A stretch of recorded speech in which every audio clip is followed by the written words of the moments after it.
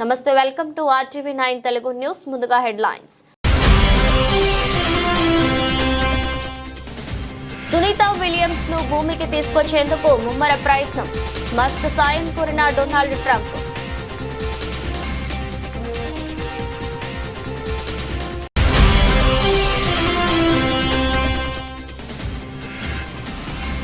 Trump కీలక ప్రతిపాదన. అమెరికాలో ఆదాయపు పన్ను రద్దు.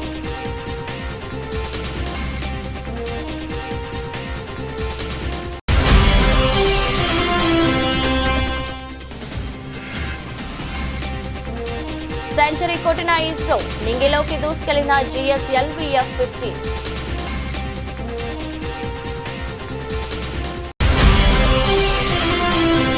ఇక వారానికి 4 రోజులే పని. బ్రిటన్లో 200 కంపెనీల్లో కీలక నిర్ణయం.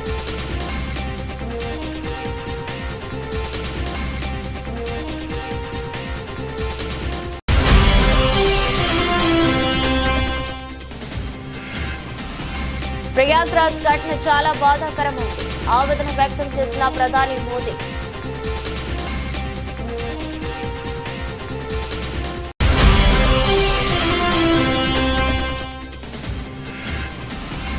మా కుంభమేళాలో తొక్కిసలాట. అఖాడా పరిషత్ కమిటీ కీలక నిర్ణయం.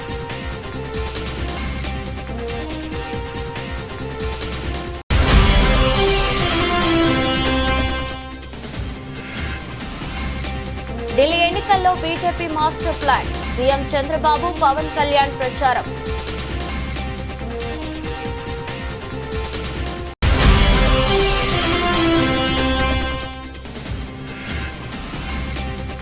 పెద్దిరెడ్డి భూ ఆక్రమణలపై ఏపీ ప్రభుత్వం సీరియస్. విచారణకు పవన్ కళ్యాణ్ ఆదేశాలు.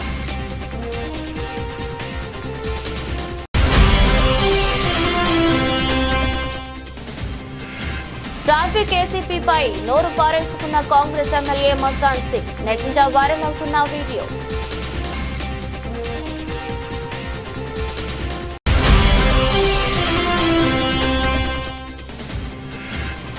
రాజ్కోట్లో ఓడిన భారత్. 26 పరుగుల తేడాతో ఇంగ్లాండ్ విజయం.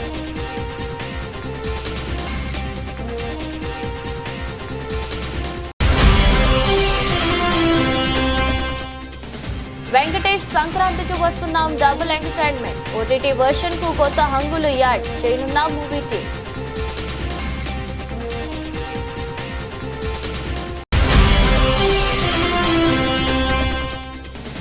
భారీ లాభాల్లో స్టాక్ మార్కెట్లు. బ్యాంకింగ్, ఫైనాన్స్ స్టాక్స్ మద్దతుతో పైకి దూసుకుపోతున్న సూచీలు.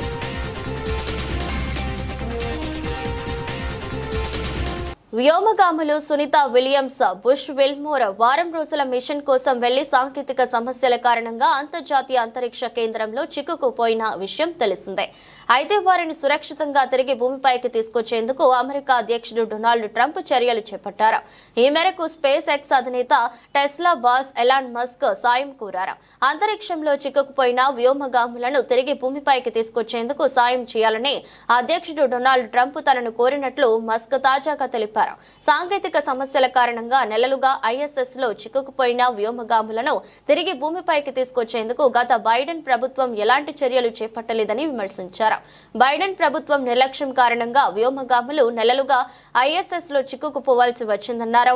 వారు అక్కడ అనేక ఇబ్బందులు ఎదుర్కోవాల్సి వస్తుందన్నారు.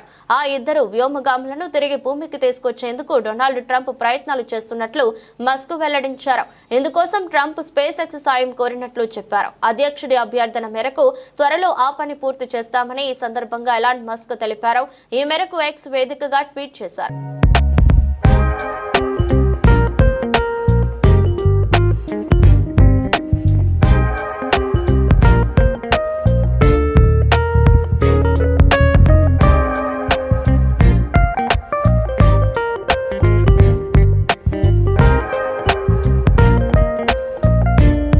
అమెరికా అధ్యక్షుడు డొనాల్డ్ ట్రంప్ ప్రజల నుంచి వసూలు చేస్తున్న ఆదాయపు పన్నును రద్దు చేయాలని సోమవారం ప్రతిపాదించారు. ఐటీ రద్దు చేస్తే అది వ్యక్తులకు, కుటుంబాలకు ఖర్చు చేయగల ఆదాయాన్ని పెంచుతుందని ఆయన భావిస్తున్నారు. ఇది పాత అమెరికన్ పద్ధతులను తిరిగి తేవడమే కాక దేశ సంపద పెరుగుతుందని, అమెరికాను సుసంపన్న దేశంగా చేస్తుందని, మునుపెన్నడూ లేనంత పటిష్టవంతం అవుతుందని ఆయన పేర్కొన్నారు. అయితే ఆదాయపు పన్ను రద్దు ద్వారా వచ్చే లోటును దిగుమతుల సుంకాల ద్వారా భర్తీ చేయాలనుకుంటున్నట్లు చెప్పారు. మరోవైపు భారత్, చైనా, బ్రెజిల్ దేశాలపై అత్యధిక పన్నులు విధిస్తామని ట్రంప్ చెప్పారు. ఈ దేశాలను అత్యధిక సుంకాలు విధించే దేశాలుగా పేర్కొన్న ఆయన అమెరికాకు హాని కలిగించే దేశాలపై సుంకాలను తప్పక విధిస్తామని చెప్పుకొచ్చారు.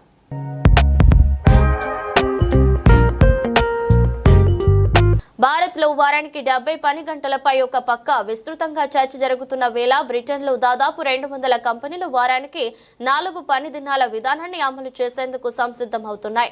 వారానికి 4 రోజులే పని అనే కొత్త విధానాన్ని అమల్లోకి తీసుకువచ్చేందుకు 5,000 మందికి పైగా ఉద్యోగులున్న సుమారు 200 కంపెనీలు ఒక ఒప్పందంపై సంతకం చేసినట్టు గార్డియన్ పత్రిక వెల్లడించింది.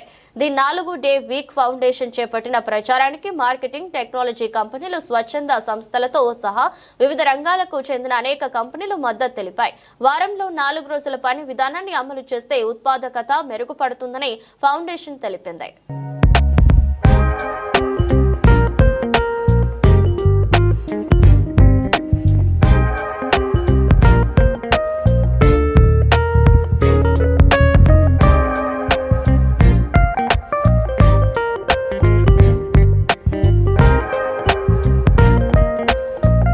కుంభమేళాలో జరిగిన తొక్కిసలాట గురించి ప్రధాని మోదీ స్పందించారు. ఈ ఘటన తీవ్ర బాధను మిగిల్చిందన్నారు.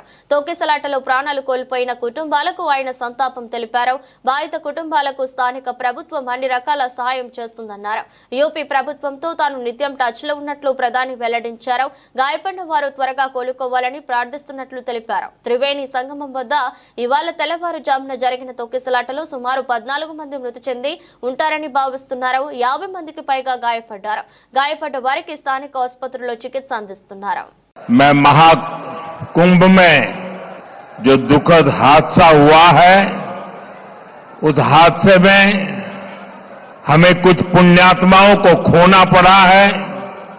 मैं प्रभावित परिवारों के प्रति संवेदना व्यक्त करता हूं. साथियों,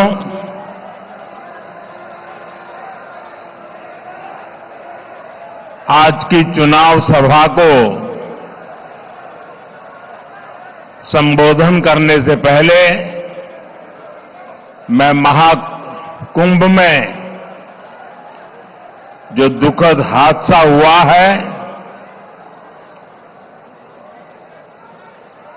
उस हादसे में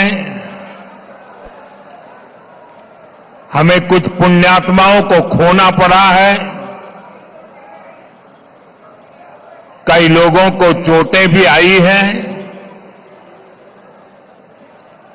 मैं प्रभावित परिवारों के प्रति संवेदना व्यक्त करता हूं और घायलों के जल्द स्वस्थ होने की कामना करता हूं.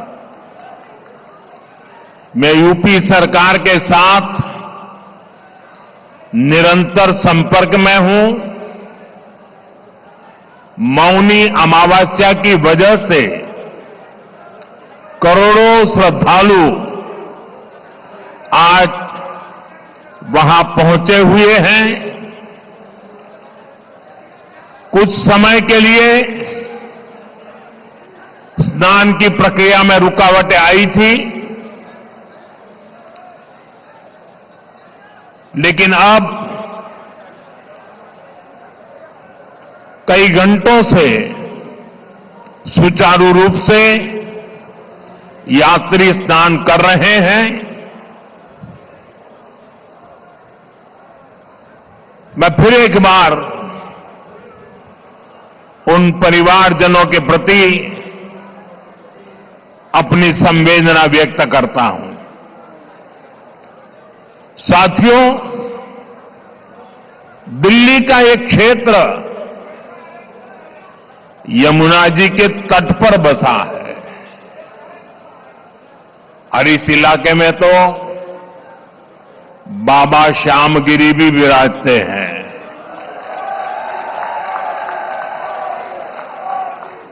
मैं उन्हें श्रद्धापूर्वक नमन करते हुए आप आप सभी जनता जनार्दन को మా కుంభమేళాలో రెండో అమృత్ స్నానం ప్రారంభమైంది. ఇవాళ మౌని అమావాస్య కావడంతో ప్రయాగ్రాజ్ కు పెద్ద ఎత్తున భక్తజనం తరలివచ్చింది. తెల్లవారుజాము నుంచే త్రివేణి సంగమంలో భక్తుల పుణ్య స్నానాలు కొనసాగుతున్నాయి. కాగా అమృత స్నానం కోసం జనం ఒక్కసారిగా ఎగపడటంతో తొక్కిసలాట చోటు చేసుకుంది. 40 మందికి పైగా గాయాలైనట్లు అధికారులు తెలిపారు. గాయాలైన వారిని సెక్టార్ 2 ఆసుపత్రికి తరలించి చికిత్స అందిస్తున్నారు.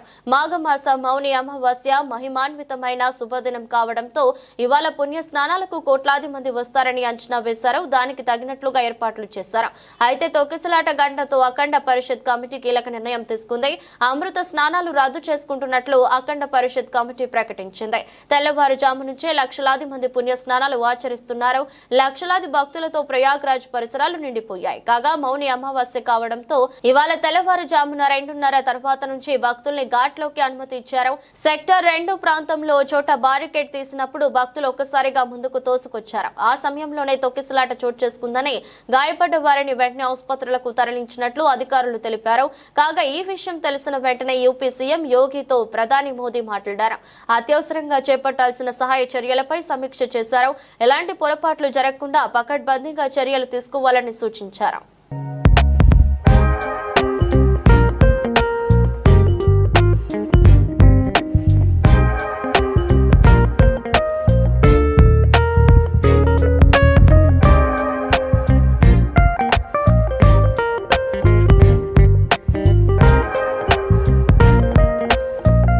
భారతీయ జనతా పార్టీ పలు రాష్ట్రాల్లో అవలంబించిన గెలుపు ఫార్ములాను ఢిల్లీ గల్లీలో అమలు చేయబోతోంది.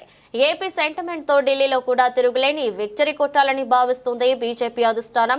సార్వత్రిక ఎన్నికల ప్రభంజనం తర్వాత మహారాష్ట్రలో మహాయతి కూటమి ఘన విజయం సాధించింది. 132 స్థానాల్లో గెలిచి బీజేపీ అతిపెద్ద పార్టీగా అవతరించింది. ఈ ఫలితాలు మోదీకి ఎంతో శక్తినిచ్చాయి. విడిపోతే అంతర్ధానమైపోతాం, ఒకటిగా ఉంటే సురక్షితంగా ఉంటాం అనే నినాదాలతో పాటు బంగ్లాదేశ్ చొరబాటుదారుల సమస్యను బలంగా లేవనెత్తారు. వీటితో పాటు ఏపీలో కూటమి నేతల ప్రచారం బాగా కలిసొచ్చింది. ఇలా అన్ని కలిసి మహాయతి కూటమికి తిరుగులేని విజయాన్ని అందించాయి.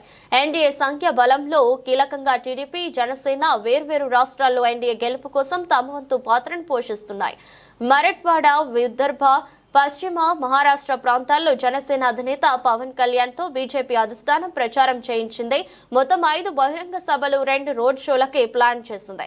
తెలుగు వాళ్ళు ఎక్కువగా ఉండే ఈ ప్రాంతాల్లో పవన్ తో ప్రచారం చేయించి ఓట్లను రాబట్టుకోవడంలో సక్సెస్ అయింది. సీఎం చంద్రబాబు ప్రచారానికి వెళ్లాల్సి ఉన్న ఆఖరి నిమిషంలో మహారాష్ట్ర పర్యటన రద్దయింది.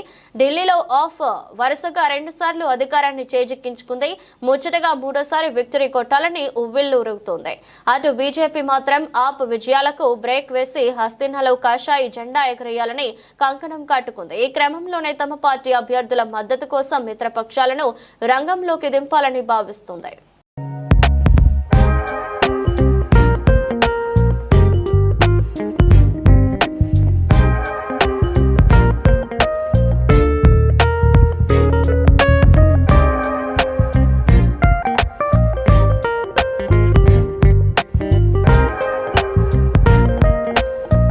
మాజీ మంత్రి వైసీపీ నేత పెద్దిరెడ్డి రామచంద్రారెడ్డి అటవీ భూముల కబ్జా వ్యవహారాన్ని ఏపీ ప్రభుత్వం సీరియస్ గా తీసుకుంది.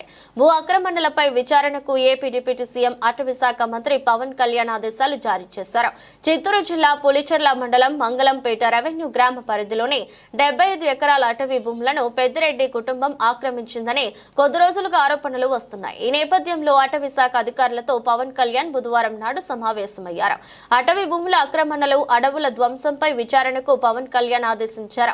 దీనిపై విచారించి నివేదిక ఇవ్వాలని పీసీపీఎఫ్ కు సూచించారు.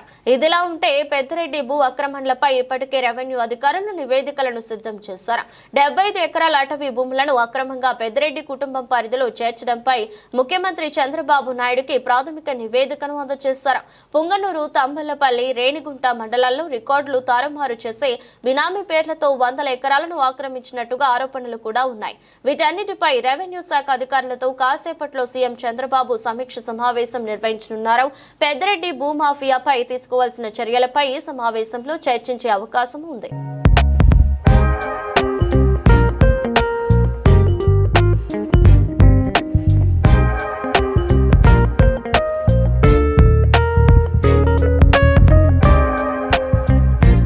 భారత అంతరిక్ష పరిశోధన సంస్థ మరో మైలురాయిని అందుకుంది. ఇస్రో చేపట్టిన చారిత్రాత్మక 100వ ప్రయోగం విజయవంతమైంది.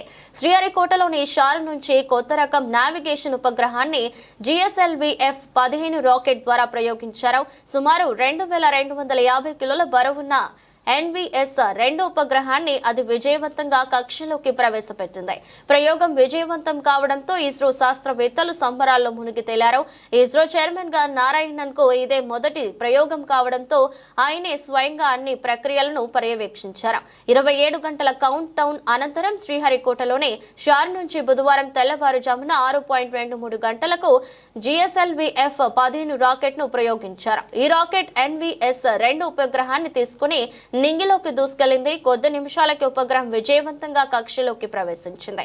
100వ ప్రయోగం విజయవంతం కావడం పట్ల ఇస్రో శాస్త్రవేత్తలకు చైర్మన్ నారాయణన్ శుభాకాంక్షలు తెలిపారు.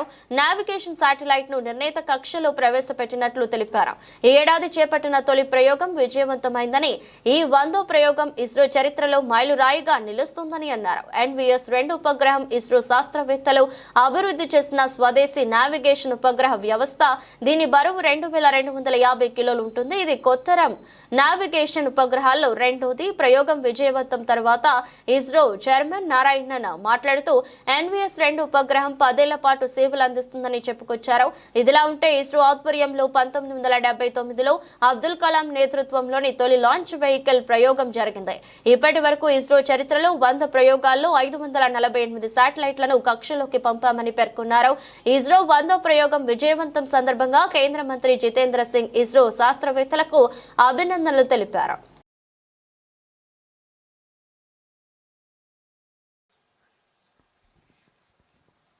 कुछ ही क्षणों में L40 स्टेपॉन बूस्टर्स बंद हो जाएंगे और GS2 द्वितीय चरण का प्रज्वलन शुरू होगा. L40 stages thrust cutoff, second stage ignited, first stage separated, interstage separated, closed loop guidance initiated. Current altitude is 81 kilometers. We are 169 seconds into the flight. Second stage performance normal. जी हाँ, जैसा आपने सुना, प्रथम चरण के कार्यकाल के पश्चात उसे यान से पृथक कर दिया गया है तथा द्वितीय चरण जो कि तरल नोदक पर आधारित चरण है, इसका प्रज्वलन शुरू हो चुका है. यह लगभग 141 सेकेंड का प्रज्वलन काल है. इस दौरान यह लगभग 846 किलोन्यूटन का प्रणोद उत्पन्न कर रहा है. Also known as the GL40HT, the second stage operates on UH-25NN204. High thrust Vikas engine develops 846 performance kilonewton normal. thrust in vacuum. Burn time of GS2 for the present mission is 141 seconds. Shar and Port Blair stations currently tracking.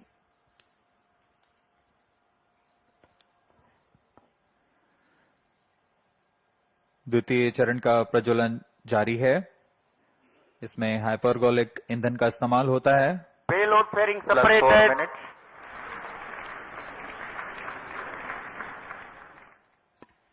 Shielding of the spacecraft from atmosphere is no longer necessary. The current altitude is more than Second 100 stage kilometers. performance normal. The payload fairing has been separated. Shar and Port Blair ground stations continue to track. पूर्व निर्धारित तरीके से 115 kilometre की ऊंचाई प्राप्त कर लेने के पश्चात తెలంగాణలో కాంగ్రెస్ పాలనలో ముఖ్యమంత్రి రేవంత్ రెడ్డి రాజ్యం నడుస్తుంది. ఇందుకు పెద్దపల్లి జిల్లాలో మంగళవారం జరిగిన ఘటన నిదర్శనంగా నిలుస్తుంది. రాష్ట్రాల పునర్వ్యవస్థీకరణ బిల్లులో భాగంగా తెలంగాణకు భారత ప్రభుత్వం 2400 మెగావాట్ల విద్యుత్ ప్రాజెక్టుకు శ్రీకారం చుట్టింది. ఇందులో భాగంగా మొదటి విడతలో 800 మెగావాట్ల విద్యుత్ ఉత్పత్తి కేంద్రాన్ని ప్రారంభించగా మరో 800 మెగావాట్ల విద్యుత్ ఉత్పత్తి కోసం ప్రాజెక్టును నిర్మించనుంది. ఇందులో భాగంగా Telangana super thermal power project phase 2 పర్యావరణ ప్రజాభిప్రాయ సేకరణ కార్యక్రమాన్ని మంగళవారం పెద్దపల్లి జిల్లా రామగుండంలోని జ్యోతినగర్ జిల్లా పరిషత్ ఉన్నత పాఠశాల ఆవరణలో నిర్వహించారు. ఈ పర్యావరణ ప్రజాభిప్రాయ సేకరణకు దాదాపుగా 800 మంది వరకు పోలీసులను మోహరించారు. పెద్ద ఎత్తున పోలీసు పహారా నడుమ ప్రజాభిప్రాయ సేకరణను పూర్తి చేయగా కార్యక్రమం ప్రారంభానికి ముందే రామగుండం మాజీ ఎమ్మెల్యే కోరుకంటి చందర్ను అరెస్ట్ చేసి మంచిర్యాల జిల్లా జైపూర్ పోలీస్ స్టేషన్ కు తరలించగా బీఆర్ఎస్ పార్టీకి చెందిన 100 మంది నాయకులు కార్యకర్తలను ఎక్కడికక్కడ అరెస్టులు హౌస్ అరెస్టులు చేశారు. అయితే ఇదే కార్యక్రమంలో పాల్గొనేందుకు వచ్చిన రామగుండం ఎమ్మెల్యే పెద్దపల్లి జిల్లా కాంగ్రెస్ పార్టీ అధ్యక్షుడు మక్కాన్ సింగ్ రాజ్ ఠాకూర్ తో పాటుగా ఆయన అనుచరులు పోలీసులపై తిరుగుబడ్డారు.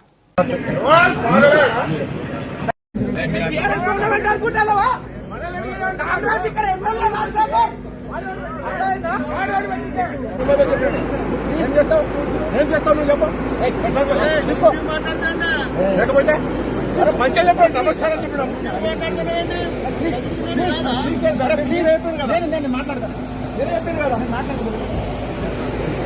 తప్పు చేస్తే మాట్లాడాలి. మనం మా తప్పు మాట్లాడతాను అలా మీరు మాట్లాడుతున్నారు.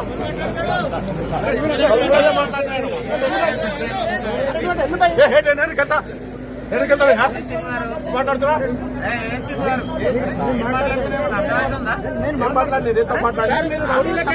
మాట్లాడి చెప్పండి.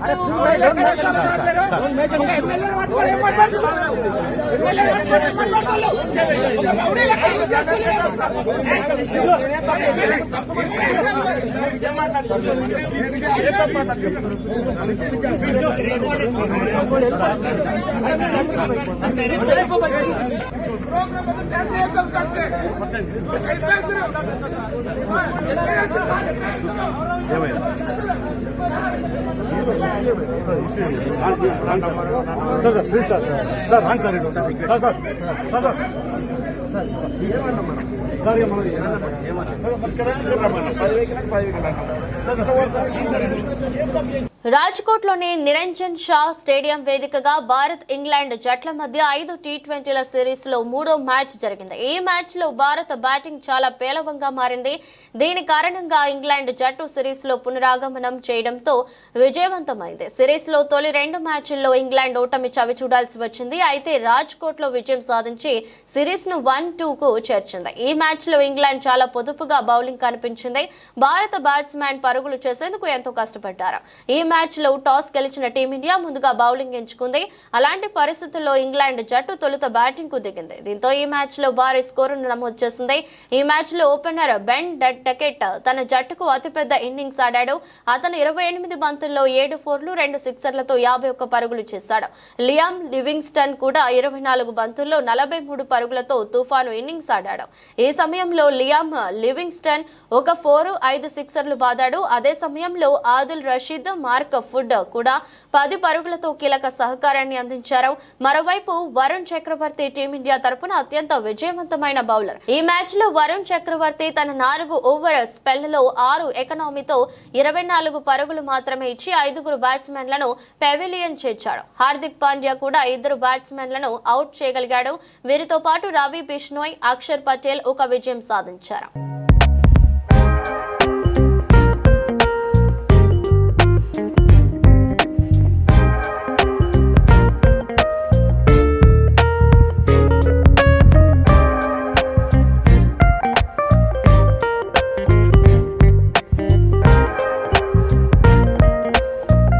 వెంకటేష్ కథానాయకుడిగా నటించిన ఫ్యామిలీ ఎంటర్టైనర్ చిత్రం సంక్రాంతికి వస్తున్నాం. మీనాక్షి చౌదరి, ఐశ్వర్య రాజేష్ నాయకులుగా నటించిన ఈ చిత్రానికి అనిల్ రావిపూడి దర్శకుడు. ఈ సంక్రాంతికి ప్రేక్షకుల ముందుకొచ్చి ఈ చిత్రం ఫ్యామిలీ ఎంటర్టైనర్ గా బిగ్గెస్ట్ బ్లాక్ బస్టర్ విజయం సాధించింది. నాన్ స్టాప్ ఎంటర్టైన్మెంట్ గా రూపొందిన ఈ చిత్రం ఇప్పటి వరకు 250 కోట్ల గ్రాస్ ను సుమారుగా 130 కోట్ల షేర్ ను వసూలు చేసింది. ఓవర్సీస్ లో కూడా ఈ చిత్రం సరికొత్త రికార్డులను నెలకొల్పింది. ఈ చిత్రంలో ఉన్న కామెడీపై కొన్ని విమర్శలు వచ్చినప్పటికీ ప్రేక్షకులు మాత్రం చిత్రానికి బ్రహ్మరథం పట్టారు. ముఖ్యంగా ఫ్యామిలీ ఆడియన్స్ నుంచి ఈ చిత్రానికి మంచి ఆదరణ దక్కింది. ఇప్పటికీ థియేటర్స్ లో మంచి వసూలు రాబడుతున్న ఈ చిత్రం ఫిబ్రవరి ప్రథమార్థంలో ఓటీటీలో రాబోతున్న న్యూస్ మేకర్స్ ను కంగారు పెట్టింది. ఈ చిత్రం ఓటీటీ హక్కులను G5 సంస్థ దక్కించుకుంది. ముందు చేసుకున్న ఒప్పందం ప్రకారం ఈ చిత్రం ఫిబ్రవరి 2వ వారంలో స్ట్రీమింగ్ అవ్వాలి. కానీ సినిమాకు వస్తున్న అనూహ్య స్పందనను దృష్టిలో పెట్టుకుని ఓటీటీ స్ట్రీమింగ్ డేట్ ను మార్చామని నిర్మాతలు రిక్వెస్ట్ చేస్తున్నారు. తమ రిక్వెస్ట్ ను యాక్సెప్ట్ చేస్తే ఓటీటీ సంస్థకు దర్శకుడు అనిల్ రావిపూడి ఓ బంపర్ ఆఫర్ ను ఇచ్చాడు. మార్చిలో సంక్రాంతికి వస్తున్నాంను స్ట్రీమింగ్ చేయడానికి ఒప్పుకుంటే మొదట్లో నిడివి కారణంగా తొలగించిన సన్నివేశాలను ఓటీటీ వర్షన్ కు అదనంగా చిత్రానికి మరో 10 నిమిషాల ఎంటర్టైన్మెంట్ సన్నివేశాలను యాడ్ చేస్తామని చెప్పారని సమాచారం. దీనిపై ఓటీటీ సంస్థ నిర్ణయం మాత్రం పెండింగ్ లో ఉంది. సినిమాలో హిలేరియస్ కామెడీని పండించిన బాలనటుడు బొలిరాజు సన్నివేశాలు కూడా ఈ అదనపు 10 నిమిషాల నిడివిలో ఉంటాయని అన్నారు. ఇంకేముంది, సంక్రాంతికి వస్తున్నాం ఓటీటీ వర్షన్ మరింత వినోదం అందించడానికి రెడీ అవుతుంది.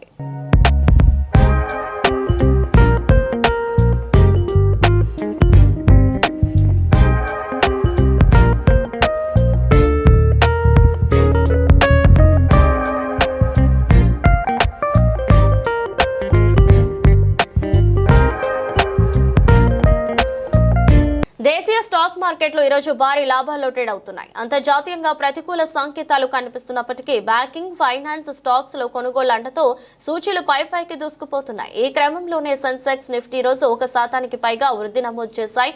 బీఎస్సీ సెన్సెక్స్ ప్రస్తుతం 845 పాయింట్లు పెరిగి 76,211 వద్ద ట్రేడ్ అవుతుంది. ఎన్ఎస్ఈ నిఫ్టీ 214 పాయింట్లు వృద్ధి నమోదు చేసి 23,043 వద్ద ఉంది.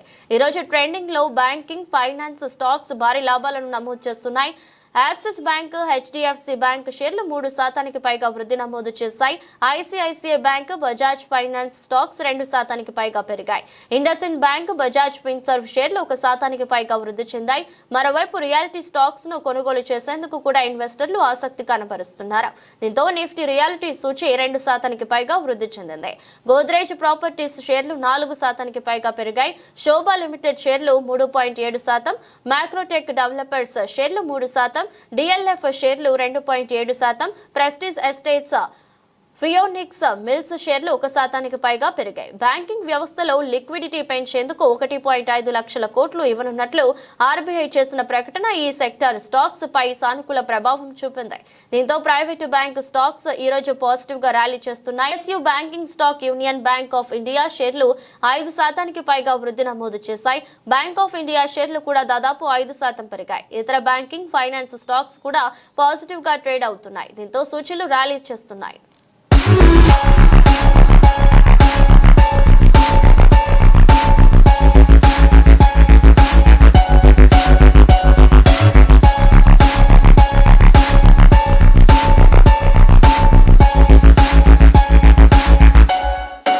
వార్తలు ముగించే ముందు మరోసారి హెడ్లైన్స్.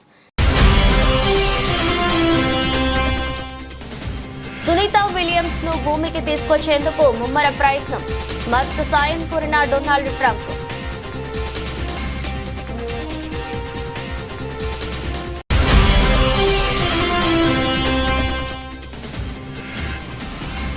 ట్రంప్ కీలక ప్రతిపాదన. అమెరికాలో ఆదాయపు పన్ను రద్దు.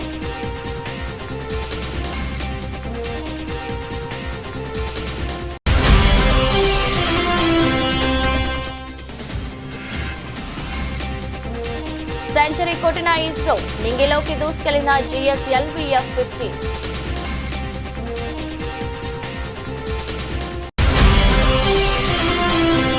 ఇక వారానికి 4 రోజులే పని. బ్రిటన్లో 200 కంపెనీల్లో కీలక నిర్ణయం.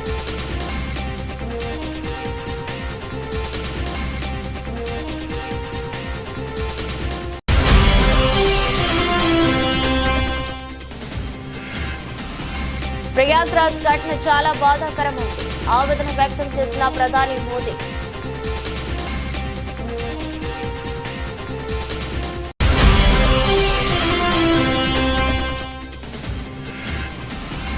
మా కుంభమేళాలో తొక్కిసలాట.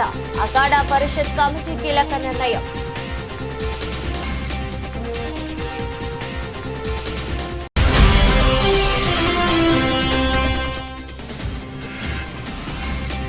ఢిల్లీ ఎన్నికల్లో BJP master plan CM Chandrababu Pawan Kalyan ప్రచారం.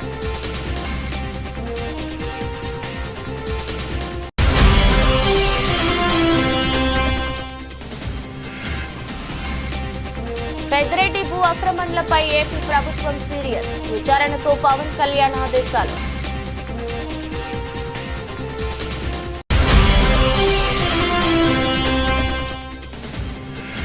ట్రాఫిక్ ఏసీపీపై నోరు పారేసుకున్న కాంగ్రెస్ ఎమ్మెల్యే మక్కాన్ సింగ్, నెట్టింట వైరల్ అవుతున్న వీడియో.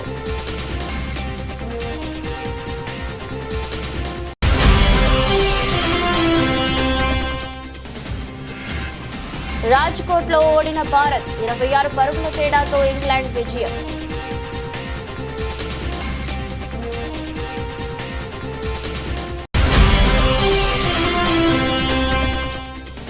వెంకటేష్ సంక్రాంతికి వస్తున్నాం డబుల్ ఎంటర్టైన్మెంట్, ఓటీటీ వర్షన్ కు కొత్త హంగులు యాడ్ చేయనున్న మూవీ టీం.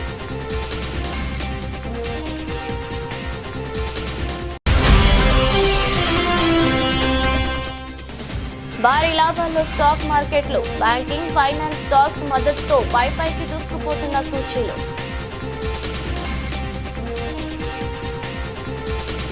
ఇది రోజు బులెటిన్. మరో బులెటిన్లో మళ్ళీ కలుద్దాం.